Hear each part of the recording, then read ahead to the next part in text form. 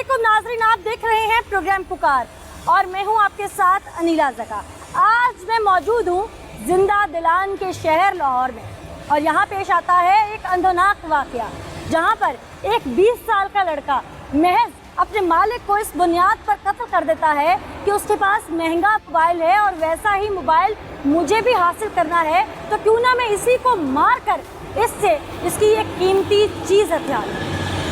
वो 20 साल का लड़का क्या सिर्फ मोबाइल की खातिर ही इस मंसूबे को पाया तक पहुंचाता है या इसके पीछे मास्टरमाइंड कोई और होता है और उसकी मासूमियत का भरपूर फ़ायदा उठाता है।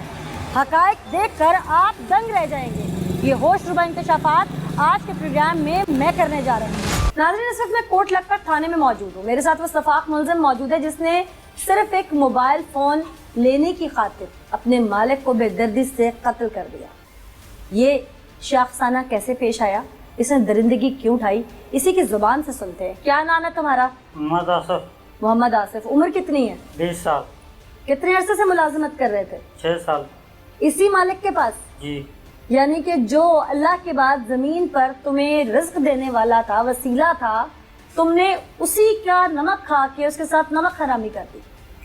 यानी कि जिस प्लेट में खाया उसी में छेद कर दिया। 6 साल से तुम उसके यहाँ मुलाजमत कर रहे थे और यकीनन उसको तुम पे एतमाद भी होगा। 6 साल से उसके साथ थे, वो यकीन भी करता होगा। जी। कितनी तनख्वाह दे रहा था तुम्हें? 15,000। 15,000। रिहाइश भी दी हुई थी उसने साथ? जी। यानी कि तुम्हें उसने पनाह भी दी और साथ तुम्हें रोटी के साथ रोटी कपड़ा भी देता था?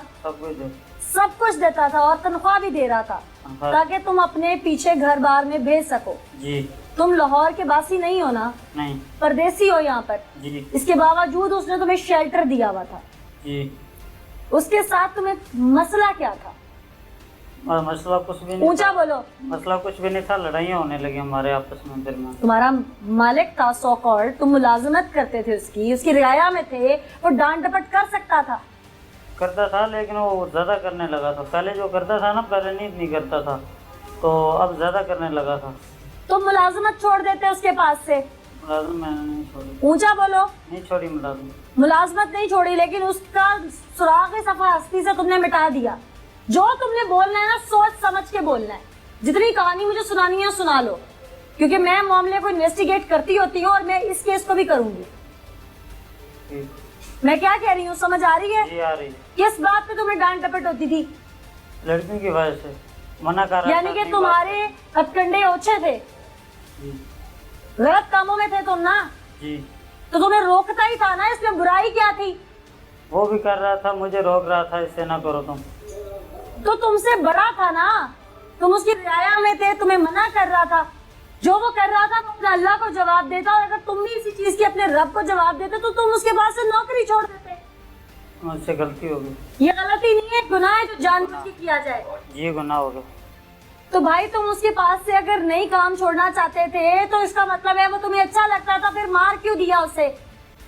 बस गुस्सा आ गया। हमारी पहले भी 3-4 दफा जो है ना लड़ाइयाँ हुई हैं, तो इसलिए मैंने मारा। यानी कि एक बंदा तुम पे एहसान करे और फिर तुम उसकी जिंदगी ले लो।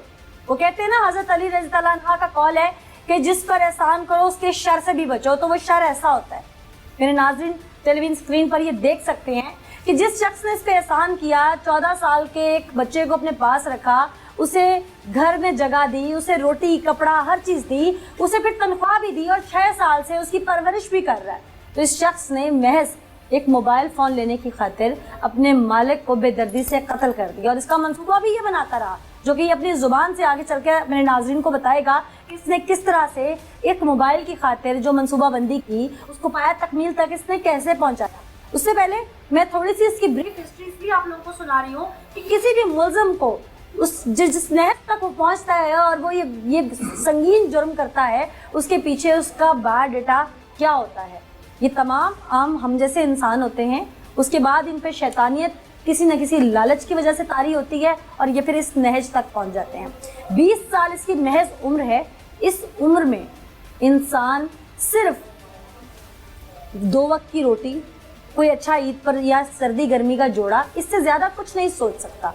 लेकिन इसके लालच की इंतहा देखिए कि इसने अभी से इस उम्र में ही कत्ल करना, अपने आप को कातिल कहलवाना ये इसको मंजूर था, लेकिन इसको सिर्फ वो शोबाजी के लिए मोबाइल फ़ोन चाहिए था, इसको अपनी लग्जरी चाहिए थी। तो आगे जाके कितने बड़े हीनियस क्राइम कर सकता है, इसकी मेंटालिटी क्या है, यही हम आज के प्रोग्राम में आपको दिखाएंगे और इस पर हमारे नफ्सियात से भी बात करेंगे, इस पर लीगल ओपिनियन भी लेंगे हम, ताकि हमारे सुनने वाले जो हैं तमाम चीज़ों से अवेयर हो सके।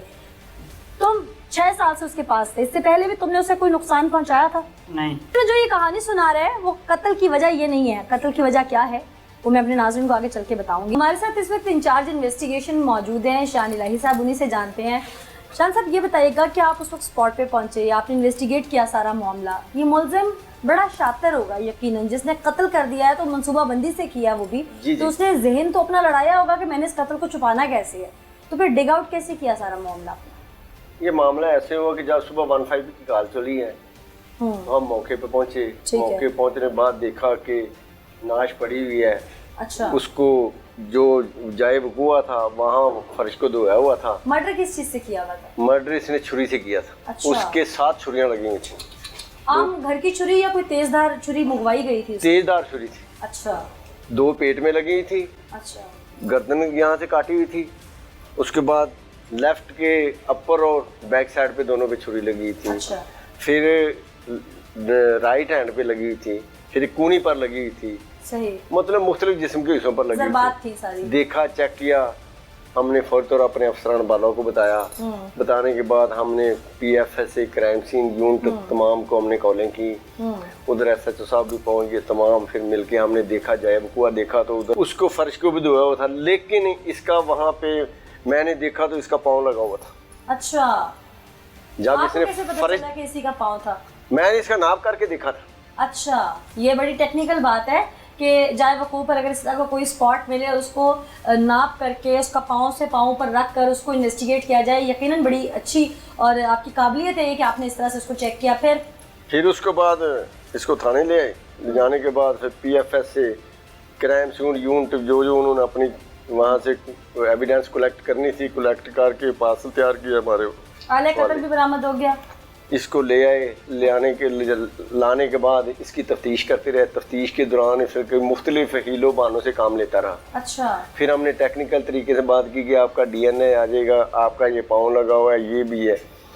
तो इसके साथ कोई और तो मुलव्विस नहीं था इससे? नहीं, और नहीं था। इसने नाम लिया कोई 2-3 का। अच्छा। एक साथ दुकान वाला इनका दोस्त है। हाँ। उसका हाकिम, उसका नाम लिया था, लेकिन हमने उसके भी इंटरोगेशन की।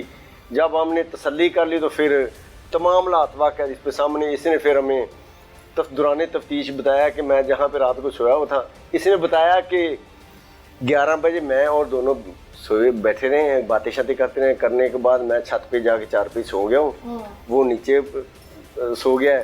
3 बजे मैं छत से ऊपर नीचे आया हूँ। आने के बाद वो सोया हुआ था, मैंने 2 छुरियाँ मारी, उसके पेट में मारी, उसके बाद गला काट दिया। थोड़ा तड़पे के बाद मैं उसके ये छुरियाँ वगैरह मारी। उसके बाद फिर मैं तकरीबन 1.25 दिन में फिर मैं इसको बोरी में डालने की कोशिश करता हूँ। बोरी से नहीं, मुझसे बोरी भी इसने अरेंज कर रखी थी? प्लास्टिक की वो उधर ही पड़ी होती हैं, क्योंकि लंडे की जो चीज़ें वो बैगों वगैरह में इसमें डालने की कोशिश की, पर इससे वो डेड बॉडी डाली नहीं। हाँ जी। फिर इसने दौरान तफ्तीश बताया मैंने छुरी ना ऊपर छत पे जहाँ पे सोया था उधर ईंटों के नीचे रखी हुई, क्योंकि वो ऊपर वाले कमरे प्लस्तर वगैरह होने लगे, ज़ेरे तमीर है। फिर इसने जाके ईंटों के नीचे छुरी बरामद कराई। कराने के बाद दोबारा फिर मोबाइल का नहीं बताया। फिर हम इसके बातें जीते करते रहे। हमने कहा आपका DNA कराएंगे, आपके जियो फेंसिंग करना, तमाम लात वाक़या। इसने फिर बताया कि मैंने मोबाइल फ़ोन भी उधर रखा हुआ है। फिर इसने रेत पड़ी थी, रेत के नीचे से मोबाइल निकाल के दिया। सही जी, ठीक। अच्छा, इस दौरान उस फ़ोन के जरिए वो कुछ और ट्रेस हुआ कि इसके साथ कोई मास्टरमाइंड भी और हो सकता है, कोई मुशावरत हो सकती है? नहीं। अच्छा, मुझे बताएं, मेरे दिमाग में एक बात को लेकर खलिश पैदा हो रही है कि आपने लेते देते उस पाँव के ऊपर जो निशान था वहाँ पे, उस पर इसी का पाँव रख के क्यों नाप करवाया? इसलिए ताकि किसी और का पाँव तो नहीं है, मुझे नजर आ रहा था इसका पाँव यही मौजूद था स्पॉट पे। जूता नहीं था, नंगा था पाँव से। अच्छा, पाँव नंगा था, पाँव से नंगा था। और इसके पाँव, मैं जब इसकी पाँव की तरफ देखा, उसको मैंने देखा तिरछी नजर से, इसलिए मुझे शक पड़ गया पाँव इसका है। अगर 2 होते 3 होते तो वहाँ खून तो है हुआ था, साफ किया था, और भी वहाँ पे पाँव लगे होते। सही। बहुत टेक्निकल तरीके से इसको इन्वेस्टिगेट किया गया, सारे मामले को पुलिस ऑफिसर्स ने यकीनन जान लड़ा दी, क्योंकि ये एक ब्लाइंड मर्डर था। ब्लाइंड मर्डर इस तरह से था कि जो कातिल था वो खुद ही 15 पे कॉल करवा रहा था, लोगों को ये बता रहा था कि मेरे मालिक को कत्ल कर गया। तो वो बड़ा शातिर था, इस मामले को सारा खंगाला गया। लेकिन इसमें ये भी देखना बहुत जरूरी है कि आखिर कातिल इस नहज तक क्यों पहुंचा कि उसने कत्ल कर दिया। हमारे साथ डॉक्टर अली अजमल साहब मौजूद है, माहिर नफ्सियात है। इन्हीं से जानते हैं कि 20 साल का लड़का क्राइम की इंतहा तक क्यों पहुंच गया। क्या हमारी जो यंग जनरेशन है वो गुस्सा काबू करने में इस हद तक नाकाम हो चुकी है कि हमारे यहाँ जराइम बहुत तेज़ी से बढ़ रहे हैं। डॉक्टर साहब बहुत शुक्रिया आपका हमें ज्वाइन करने के लिए। ये बताइएगा कि 20 साल की उम्र में तो इंसान को छोटी छोटी चीज़ों की एक परेशानियाँ होती हैं कि मैंने सुबह उठना है, मैंने ये करना है, मैंने ये करना है। कत्ल बहुत बड़ा काम है जी बिल्कुल। तो इस उम्र में कातिल बन जाना और फिर उसमें शर्मिंदगी ना होना, ये हमारी आवाम किस तरफ जा रही है?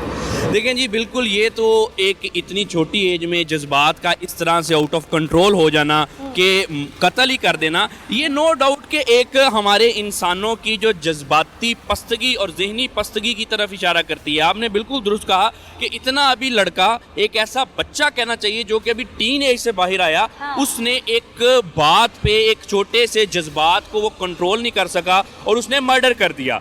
और अब ये जो जज्बात का इस तरह से उमड़ आना, ये ओवरऑल माशरे की जहनी पस्तगी की तरफ इशारा करता है। अगर उनको ऐसे जज्बात, उनमें नेगेटिव जज्बात हैं, तो उसको कैसे कंट्रोल कैसे करना है। मतलब कि जराइम होने से पहले जराइम को रोकने का अगर एक छोटा सा इदारा बन जाए, जो कि बहुत मुमकिन है और इतना कोई बड़ा प्रोजेक्ट भी नहीं है, तब हम ये जराइम होने से पहले ही रोक सकते हैं। जो कि लोगों को बताए कि अपने बारे में, क्योंकि आप देखें कि जितने भी जराइम होते हैं हमारे माशरे में, ये सिर्फ और सिर्फ इंसान हमेशा अपने जो है वो मनफी जज्बात की वजह से ही करता है। कभी लालच में आके करेगा। डॉक्टर साहब आपकी बात को थोड़ा सा अगर मैं सेकंड करूं तो मुझे ये बताइएगा कि ये जो अदम बर्दाश्त है ज़्यादातर हमारी यंग जनरेशन में ज़्यादा, ये क्या हार्मोनल डिसऑर्डर है किसी किस्म का, या हमारी आजकल की ग़िज़ाएं बेअसर हैं, उनमें कोई मिलावट है जिसकी वजह से हार्मोनल डिसऑर्डर होता है, या ये जो हमारा सोशल मीडिया का किरदार है ये है इसको डिस्टर्ब कर रहा है हमारी अदम बर्दाश्त को? जी इसमें ये जो अदम बर्दाश्त, ये सारी चीज़ें जो हैं इसमें इन्वॉल्व हैं। एक लाइफस्टाइल, जैसे आपने बड़े अच्छे फैक्टर्स बताए, इसके अलावा कुछ और भी फैक्टर्स हैं। जैसे आजकल हम ऑनलाइन बड़ा टाइम गुजार रहे हैं गैजेट्स वगैरह में, तो वो भी एक फैक्टर है। और जो फैक्टर जी एग्जैक्टली करती है। और हार्मोन इतने जनरेट होते हैं ऐसी चीज़ों से, इसको हम डोपामीन कहते हैं, जिसा आपने हार्मोन की तरफ इशारा किया। जब ये हमारी लाइफस्टाइल की वजह से इतने ज़्यादा बॉडी में जनरेट हो जाता है, तो फिर बॉडी, हमारा जो बिहेवियर है वो इससे इफेक्ट होता है। और नो डाउट कि लाइफ स्टाइल ही की वजह से आजकल अदम बर्दाश्त बढ़ रही है। पहले भी इंसानों में मनफी जज्बात होते थे, लेकिन हमारे लाइफ स्टाइल और चीज़ें ऐसी थी कि हम उनको कंट्रोल कर जाते थे। आजकल छोटी छोटी बात पे फ्लेयर अप हो जाते हैं और जज्बात कंट्रोल में नहीं रह गए। जज्बात कंट्रोल में आजकल लोगों के नहीं है। वही हार्मोनल डोपामीन इतना बॉडी में रिलीज हो रहा है हमारे लाइफ स्टाइल की वजह से, जो फैक्टर्स आपने गिनवाए उसकी वजह से हम कंट्रोल नहीं कर पा रहे। और ख़ास तौर पे जो लड़के हैं, जो अभी तक नौजवान हैं, उनकी एक एज ऐसी है कि वो ऑलरेडी जज्बाती होते हैं, और फिर ये जो सारे फैक्टर मिलके वो उनको इस दहाने पे ले जाते हैं कि वो थोड़ी सी बात पे फ्लेयर अप हो जाते हैं और अपने नेगेटिव जज्बात, जैसे कि इसमें लालच का एलिमेंट था, लालच की वजह से उसने क्या किया, वो अपने आउट ऑफ कंट्रोल हो गया, उसको पता ही नहीं चला कि मैंने कर। इसी में बात करने के लिए बैरिस्टर वकास अब्रेज हमारे साथ मौजूद है। बहुत शुक्रिया बैरिस्टर साहब हमें ज्वाइन करने के लिए। ये बताइएगा कि एक मुलाजिम जो 6 साल से मुलाजिमत कर रहा है किसी मालिक के पास या किसी ताजिर के पास, और महज एक फ़ोन लेने की खातिर कि उसके पास महंगा फ़ोन है, वो किसी तरीके से मुझे मिल जाए, वो बेदर्दी से ही अपने मालिक का कत्ल कर देता है, मुख्तलिफ ज़रबात जिस्म पे लगाता है। यहाँ पर 2 चीज़ें हैं, एक तो पहले एतमाद का कत्ल, दूसरी बात कि एक इंसान का कत्ल। दोनों पर ब्रीफ कीजिएगा। अनिला, हमारी प्रैक्टिसिंग लाइफ में हम देख रहे हैं कि इस तरह के जो केसेस हैं इनकी तादाद with the passage of time बढ़ती जा रही है। मैं ये देखता हूँ कि हिर्स, हवस, लालच ने जब भी इंसान की आंखों पे पट्टी बांधी, इसने अपना भी सत्यानाश किया और दूसरों के भी घर जलाए, अपने पाँव पे भी कुल्हाड़ी मारी, अपनी भी उंगलियां जलाई, और इस हिर्स और हवस ने इसको किसी जगह का न छोड़ा। तो मैं ये समझता हूँ कि हमारी सोसाइटी में इस तरह के जो केसेस हैं, जहाँ पे हमें ये केसेस बड़े ओपन एंड शट नज़र आते हैं और हमें ये चीज़ें बज़ाहिर नज़र आती हैं कि इन केसेस के अंदर सजाएं भी दे दी जाएंगी, इन्वेस्टिगेशन इंटेरोगेशन भी विजिलेंट एक्सपीडिशियसली होगी। लेकिन एट द सेम टाइम जिन चीज़ों की तरफ आपने इशारा किया कि एक तरफ एतमाद का कत्ल किया गया, और सेकंड इससे भी ज़रूरी चीज़ कि इस तरह के केसेस के अंदर जब हम अपनी ज़ात के अंदर ये ग्रीड देखते हैं, इंसानियत के अंदर greed of wealth, greed of status, और अपनी सोसाइटी के अंदर इस तरह के अमालो फार या हरकतों सकना देखते हैं, तो बतौर इंसान हम ये देखते हैं कि हमारा माशरा कहाँ पे खड़ा है।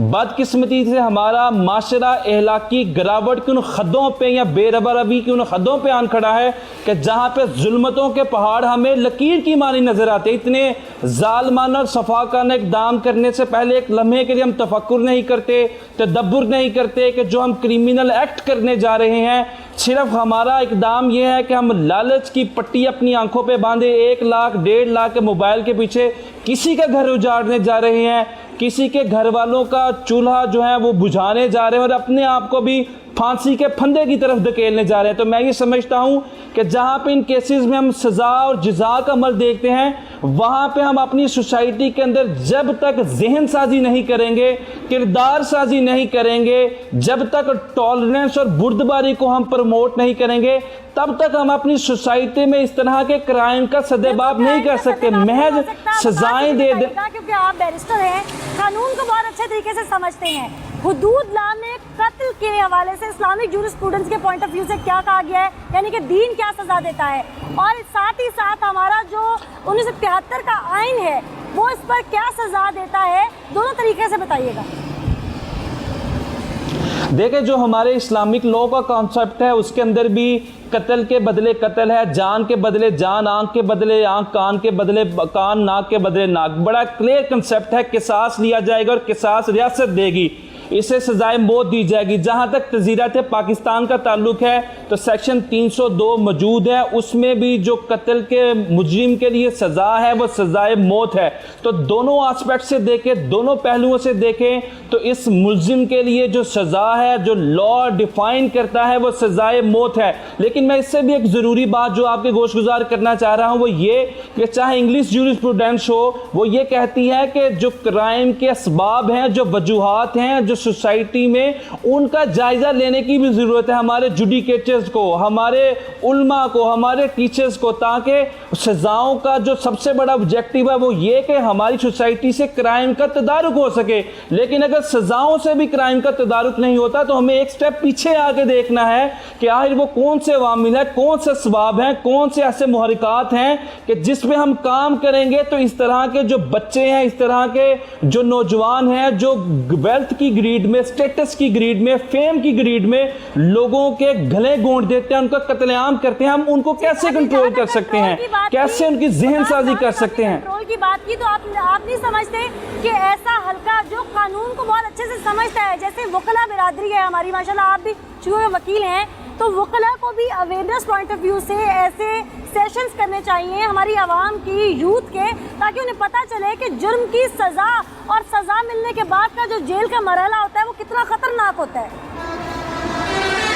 अनिला, ये बड़ी आपने सिग्निफिकेंट और इम्पोर्टेंट बात की कि हमारे जो वकला हैं, जो हमारी बार्स का एक बड़ा इंपॉर्टेंट और सिग्निफिकेंट किरदार होना चाहिए, बदकिस्मती से वो नज़र नहीं आता। और एट द सेम टाइम मासवाए आप जैसे एंकर्स हैं जो जेलों में भी जाके कैदियों की ज़िंदगी के बारे में आगाही और शऊर फराहम करते हैं ताकि लोग शायद इससे इबरत ले लें। मैं समझता हूँ कि हमारी वकला कम्यूनिटी, हमारे जो एंकर्स हैं, हमारे जो सोशल वर्कर्स हैं, उनको जो कैदियों की ज़िंदगी है, जो एक मुजरिम की ज़िंदगी है, उस पर भी ज़्यादती करनी चाहिए ताकि इन लोगों के लिए इबरत का सामान हो सके, ताकि इन लोग ये जान सके कल को अगर हम किसी का गला घोंटेंगे, किसी का कत्ल करेंगे तो हमारी जिंदगी नर्क से और दोज़ख से भी बदतर हो जाएगी। तो आपने बड़ी जरूरी हमारे साथ मौजूद थे और बहुत ही ब्रीफ किया उन्होंने कि दीन क्या कहते हैं, दुनिया कहते हैं, और माशरती तौर पर हमारी जो पसमानदगी में आवाम पड़ी हुई है, जो अखलाकी गिरावट का शिकार है, जो एक क्रिमिनल एक्टिविटीज़ आवाम में बढ़ गई हैं, वो क्यों बढ़ गई हैं। बहुत शुक्रिया वकास साहब का। जब तुमने उसे कत्ल का मंसूबा बनाया उस दिन तुम्हारी ताज़ा किस बात पे लड़ाई हुई थी? ताज़ा ये लड़कियों की वजह से लड़ाई हुई थी सुबह के टाइम। किस बात पे? वो मुझे कह रहा था, मैंने चांद रात उसको लड़की को दिए गिफ्ट, कपड़े दिए और चीज़ें भी दिए हैं, तो उस वक्त उसको मैंने दिए, तो उस वाली बड़ी जो थी बहन, उसने फ़ोन रात करके बताया कि इसने दिए हैं कपड़े तो आपने क्यों नहीं मुझे दिए। कौन सी लड़कियां भाई? इधर ही हमारे दुकान पे आती थी। तुम्हारी कोई माशूकी चल रही थी उनके साथ? जी, वो बड़ी सिस्टर से वो बात कर रहा था, छोटी से मैं। तो शर्म करो ना, बुरे काम भी कर रहे थे और फिर बुरा सोच भी रहे थे। अच्छा फिर? तो उनकी वजह से भी लड़ाई हुई, तो हमारी 3-4 दफ़ा जो है ना पहले भी लड़ाई हुई है। वाह, कैसी छोटी बात है बातों पे भी। कि उस्ताद जो तुम्हारा मालिक है उसको तुम इल्जाम लगा रहे हो कि वो बड़ी बहन से बात करता था और तुम छोटी से बात करते थे। नहीं, इल्ज़ाम नहीं लगा रहा हूँ, मकसद मैं कह रहा हूँ कि बात हम कर रहे थे। अच्छा फिर? आइए चलते हैं प्रोग्राम के बकिया हिस्से की तरफ। खाना खाया 11 बजे हमने, फिर चावल सामने से मुझे पैसे दिए इसने, मैं चावल लेके आया हूँ। चावल हम दोनों ने खाए जो 11 बजे। फिर तीसरा बंदा आया था जो वो हमारे पास थोड़ी देर बैठा, फिर इसने मुझे बोला दुकान की आप सफाई कर दो, तो फिर जाके लेट जाओ ऊपर। मैंने सफाई किया, जब मुझे कॉल आ गई, मैं फिर ऊपर छत पे चला गया हूँ। ये अभी नीचे ही बैठा हुआ था, दुकान बंद कर दी थी। तीसरा बंदा चला गया था, हम दोनों ही थे। ये दुकान के अंदर ही सोया, तो मैं छत पे जाके सो गया हूँ। तो छुरी मेरे पास पड़ी हुई थी, मैंने नीचे रखी हुई थी। तो मैं फ़ोन सुनने लगा हूँ, तो फ़ोन सुन के मैं 3 बजे फारग हुआ हूँ फ़ोन से। तो ये भी इधर फारग हो गया था। मैं जो 3 बजे फारग होके छुरी लेके नीचे आया हूँ। नीचे अभी ये फ़ोन से फारग होके तो ड्रामा देख रहा था फ़ोन में, तो मैं नीचे आके इसके साथ लेट गया हूँ थोड़ा सा दूर। तो इसे 5 मिनट देखा ड्रामा, वापस लेट गया ये। तो मैं उस वक्त जो है लेट गया, मैं 5 या 10 मिनट बाद मैंने इसको मारा। कैसे मारा है? मैंने छुरी उधर ही मेरे पास थी, तो ये लेटा हुआ था, मैंने पेट में छुरी मारी है। वो उसने शोर नहीं किया? शोर किया मैंने, फिर गले में भी एक मारी है, दो गले में मारी है, पेट में 3 मारी है। उस दौरान तुमने फिर छुरी तो चलो समझ आता है छुपाई, तुमने उसका मोबाइल फोन क्यों छुपाया? मैंने जिस वक्त पूरी बात सुनी, मैंने जिस वक्त मारा ना उसको छुरिया मार के, फिर मैंने उसको खींच के पीछे कर दिया। फिर मैंने उधर जो फ़ोन पड़ा हुआ था उधर सफरी मार दी है, ताकि मार के वो पीछे कपड़े फेंक दिए, जो टाकी थी गीली फेंक दिए। तो फिर मैंने उसका फ़ोन जो था वो मैंने उठा के ऊपर छत पे छुपा दिया। मैंने बोला चलो ये पासवर्ड इसका खुल गया तो ये मेरे काम आ जाएगा, ना खुला तो उसको सेल कर। हकीकत तो तुम्हें फोन का ही मसला था ना? नहीं, फ़ोन का ऐसा कोई मसला, फ़ोन मेरे पास भी था, मैं फ़ोन मेरा तुम्हारे गुम हो पास गया। तो सादा सा फोन था। नहीं, इन्वेस्टिगेशन में हर चीज सामने आ चुकी है, अब तुम झूठ बोल रहे हो। नहीं, मेरी बात तो पूरी सुने। फ़ोन मेरे पास पहले था जो टच, तो वो मेरा गुम हो गया है। तो मैंने फिर दूसरा टच मुझे लेके दिया, तो वो किसने लेके दिया? इसी ने लेके दिया था। वो मुझसे गिरा, थोड़ा सा उसकी स्क्रीन टूट गई, वो मैंने सेल कर दिया 60,000 रुपये का। उसके बाद मैंने छोटा फ़ोन लिया है, तो छोटा फ़ोन लिया, वो मेरा छोटा फ़ोन था। मैं अब इसको बोल रहा था, मैंने बोला फ़ोन एक मुझे लेके दो। इसने मुझे बोला अभी मेरे फ़ोन की किस्तें चल रही हैं, ये किस्तें ख़त्म होगी फिर लेके दूँगा। तुम्हें गुस्सा था इस बात का भी? इस बात का कोई गुस्सा नहीं, मुझे पता था किस्तें ख़त्म होगी, जाहिर सी बात है फिर मुझे फ़ोन मिलेगा। उस बात से मेरे साथ बहुत अच्छा था, मकसद किसी चीज़ से मुझे मना नहीं किया, कभी नहीं किया। लाख का तुमने उसे फ़ोन क्या मांगो, सिला 2 दिया लाख फिर? का मानो, लेकिन मैंने बहुत बड़ा उसके साथ जुर्म किया। तुमने क्या उससे मांगो? अभी लाख का क्या कह रहे हो? मकसद मैं अगर उसको 1 लाख रुपया मांगूँ या 2 लाख मांगूँ, मुझसे उसने कभी मुझे मना नहीं किया। तो फ़ोन का तो ऐसा कोई मकसद, जिस तरह मैंने शर्म मारा करो, एक ऐसा शख्स जिससे तुम लाखों रुपए मांगो वो तुम्हें ना करे, तुम्हें भाइयों से अजीज रखे, तुमने उसे कत्ल कर दिया और मुझे गालियाँ निकालता था। तो भाई बड़े तो डांटते हैं ना? बड़ा था ना तुमसे उम्र में? जी बड़ा था। तो डांटते हैं ना बड़े तो? जी। तो इस वजह से फिर मैंने फ़ोन उसका छुपा के ऊपर रख दिया और छुरी भी रख दिया। फिर मैं थोड़ी देर लेट गया हूँ। 8 बजे बोरी में डालने की कोशिश क्यों करते रहे उसे? बोरी में मैं डाल रहा था, मैंने बोला तो ऊपर रख दूंगा छत के। भाई जिसे कत्ल कर दिया था, फिर उसका जनाजा ना हो, उसकी लाश को मसक करने के लिए बोरी में डाल के फेंकने चल पड़े थे। जी मैंने बोला छत पे तुम इस कदर, तुम्हें उस पे क्या कोई गुस्सा था? कोई तुम्हें उस कदर उससे नफरत हो गई थी कि तुम उसके एहसान भूल गए सारे? गुस्सा इस वजह से लिया था, मुझसे लड़ बहुत रहा था, हर बात पे मुझसे गुस्सा कर रहा था। तो क्या हो गया? गलत काम तो तुम भी कर रहे थे ना? जी मैं भी कह रहा हूँ। तुम भी तो किसी लड़की से फोन पे बातें करके उसको तोहफे ताइफ पहुंचा रहे थे। जी तुम्हें शर्मिंदगी नहीं है मुझे लगता है आज भी? बहुत ज़्यादा। किस चीज की मैंने बहुत शर्मिंदगी कि जुर्म तुम पकड़े किया। गए हो? नहीं मैं तो भागा नहीं, मैं उधर ही रहा। जो सफाई कर रहे थे फर्श के ऊपर, वो प्लानिंग कैसे की थी? वो मैंने सफाई किया इसलिए कि किसी को पता ना चले। तो वो कपड़े वहीं फेंक दिए सफाई करके? फिर कपड़े ऊपर फेंक दिए थे छत पे। तुम्हारे साथ होना क्या चाहिए? मैंने बहुत बड़ा जुर्म किया, इस चीज़ का मुझे भी पता है, बहुत बड़ा जुर्म किया, होना क्या चाहिए तुम्हारे साथ? जो आपको मंजूर है। मुझे नहीं, कानून जो सजा देगा या उस रब ने जो तुम्हारे मुकद्दर में लिखी हुई है, लेकिन जमीर क्या कहता है कि क्या सजा मिलनी चाहिए? जो कानून देगी वही। और कानून में कौन सी सजा है? कौन सी सजा है? मौत। तुम ज़हनी तौर पे तैयार हो इसके लिए? तैयार हूँ, मैंने बहुत जुर्म किया है। तुम जैसे इंसान को देखने के बाद जितने लोग अब ये टीवी देख रहे होंगे वो क्या अपने भरोसे के लोगों पर, अपने मुलाजिमीन पर कभी यकीन करेंगे? क्या कभी किसी पे एहसान करेंगे? क्या किसी के दुख सुख में उसका साथ देंगे? नहीं देंगे। तुमसे तो जानवर भी बेहतर है, जिसे 2 वक्त दूध डाल दो या रोटी या खाने के लिए कुछ डाल दो, वो वफादारी कर जाता है। जानवर में और इंसान में बुनियादी फर्क तो यही है ना कि इंसान को रिश्तों की पहचान है, जानवर को उन चीजों की पहचान नहीं होती।